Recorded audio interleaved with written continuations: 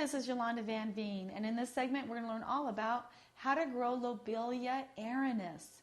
It's a great bedding annual that comes up and blooms all summer long. It's great in hanging baskets or along a wall or in a rock garden. Gorgeous purple flowers. It's just a beautiful plant that's from South Africa. So bedding lobelia or edging lobelia, Lobelia Erinus, is from South Africa. And it is a small, long flowering perennial, and it's treated as an annual.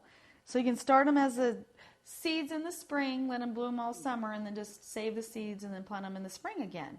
And they're only hardy from zones 9 to 11. So they will not make it in colder climates over the winter. But in warmer climates, you can leave them in the ground and they'll just come back and bloom all winter long as well. So they're dense mounds, so they grow very tight together. And the masses have small flowers that come in blue, mauve, and purple. Lobelia really need full hot sun. They don't like shade at all. And they want good composted soil with good drainage. They'll drink a lot of water when they're in bloom, but they never want to dry out completely. And they never want to sit in water either because they'll rot.